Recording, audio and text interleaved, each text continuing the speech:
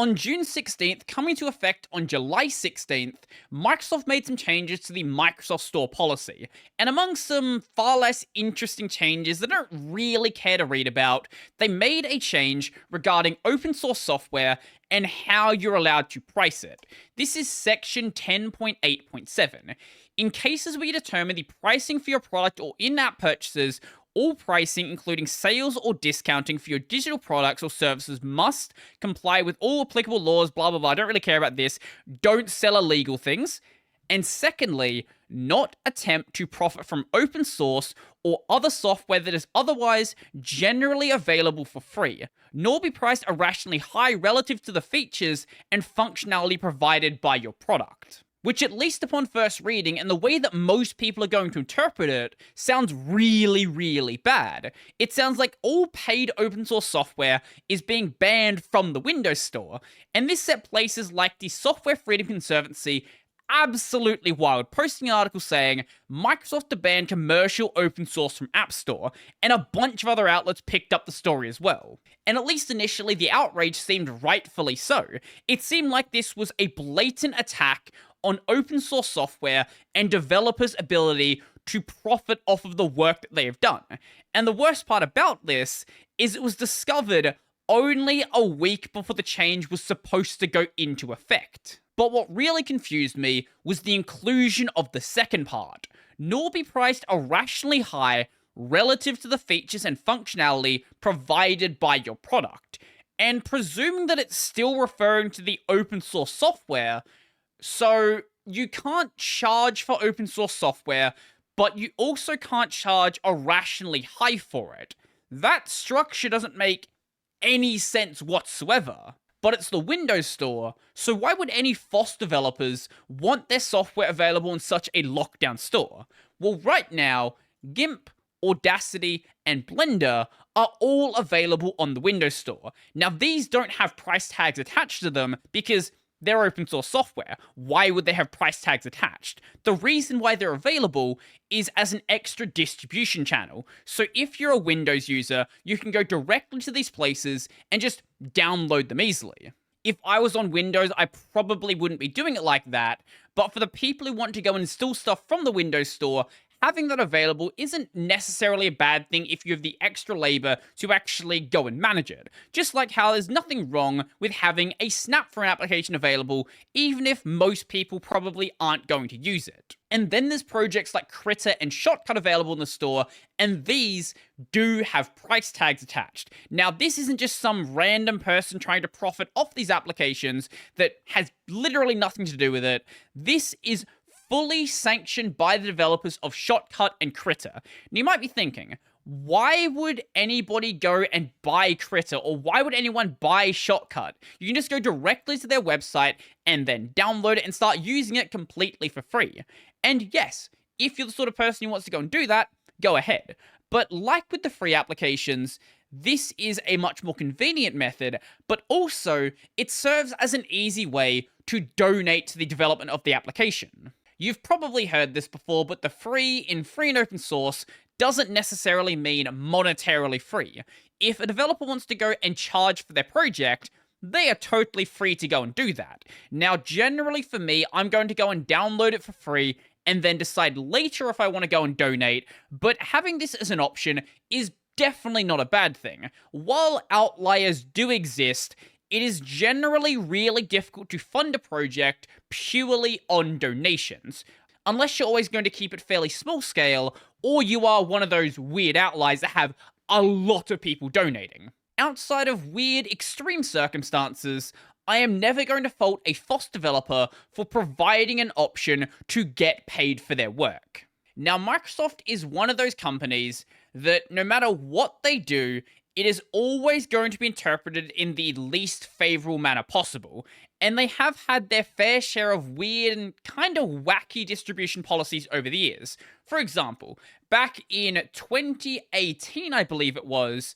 Krita was listing the alternative method to access the software. So rather than just having the paid version available on the store, they also had a link saying, hey, you can go to this website and then go and download it. And at the time, that was completely against the TOS in point 10.8.5.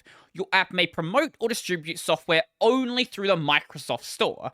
Now, obviously, it was being distributed outside of the store, and there was no way they were ever going to be able to stop projects from doing that. But on the store itself, they would only let you promote it through the store. And they received an email from the store saying, hey, stop doing that or we're going to remove you. But to the best of my knowledge, that specific policy has now been revoked. Specifically, 10.8.5 is no longer in the list of store policies. It's possible it may have been merged into something different, but that specific number is no longer there. And then going a little bit further back into 2011, Microsoft made a move that makes no sense. Microsoft banned GPL v3 software from Windows Phone and Xbox apps. At this point, Windows Phone was already a dying platform that nobody was using. Why they limited the amount of software that was going to be available, I don't understand. And then going back even further, Microsoft doesn't exactly have a great track record of supporting FOSS. This has only been in the relative recent years. So anytime that Microsoft touches anything related to FOSS, whether that be negative or even positive, people tend to get scared, not really sure about what they're trying to do. On the other hand, though, the Windows Store has a serious problem with stolen software and software that is available on the store that is not sanctioned by its developers. So over the years, there have been a lot of unofficial versions of things like GIMP, Krita, and lots of Audacity that have price tags attached to them. These are generally people who have done no work on the project or just a tiny little bit here and there, who then see the project and say, hey, I want to make money off of that because that is a really cool piece of software. This may not violate the license of the code because anybody can go and fork something like Krita and then call it something different and then make money from it. That's totally fine with the license, but it's not exactly ethical to do. And at least from what I've seen, many of the developers of these projects aren't a fan of this practice, and neither are many of the users either. So even if the devs don't exactly want to be listed on the Windows Store, they sort of have to be to make sure they have a way to counteract the problem. But every story has at least two parts to it. And while Microsoft hasn't officially come out and made a statement about what they're actually trying to achieve here, the general manager of apps, partners, and store at Microsoft, Giorgio Sardo, has made a statement on Twitter. So Hayden Barnes said, I am disappointed by the Microsoft Store policy change that prohibits selling open source software. The store provides independent open source developers an opportunity to create sustainable projects by charging a reasonable amount there. Several projects have benefited from being sold in the store, not copycats, but the official upstream projects WinSCP, Krita, and more. In addition to hurting them, this can also drive more store apps to go proprietary. Can we talk about this and then link Giorgio Sardo and then also Jeff Wilcox? Jeff, to my knowledge, didn't respond, but Giorgio did. We absolutely want to support developers distributing open source software apps. In fact, there are already fantastic open source software apps in the store. The goal of this policy is to protect customers from misleading listings. Thanks for the feedback. We'll review to make sure the intent is clear. And then following this up by saying, on June 16th, we shared a policy aimed to protect customers from misleading listings, in effect from July 16. In listening to dev community, we got feedback it could be perceived differently than intended. We'll delay enforcement of that policy until we clarify the intent. Stay tuned. Software Freedom Conservancy replied by saying, we appreciate your trying. FOSS projects remain worried though, as the policy implementation is imminent. A promise on an exec's personal account not to enforce a terms and conditions is legally shaky. Why not extend the effective date of new policy until this is sorted? Yes, we are also updating the docs. The team needs time to localize and propagate changes. Should go live on or by Monday. For anyone who might be curious, in Redmond, Washington, the location of the Microsoft headquarters, as of recording, it is 10:40 p.m. on Monday, July 11th. So if it's going to be out by Monday, I don't think it's going to be out by Monday. And looking at the change history on this page here, nothing new has been posted. And the effective due date of this one hasn't been updated either. So right now, nothing's been done. While we have the opinion of this general manager, it is unclear if this was the initial intent of the policy or if they are updating it because of the backlash they got. But so far, Microsoft has not made any sort of official statement, and since nothing has really been done so far, the ball is in Microsoft's court. We'll see if they actually make a change. If they make some sort of change before this goes live on YouTube, I'll be sure to link it in the description down below.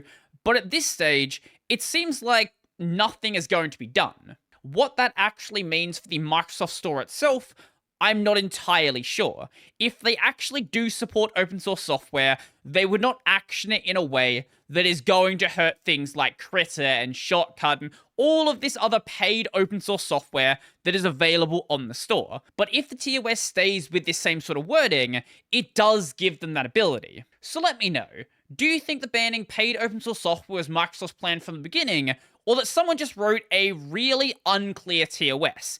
Or maybe you think that it was intentionally unclear to allow for these far more reaching limitations. Or maybe it's just straight up 3Es and they're trying to destroy FOSS. Let me know.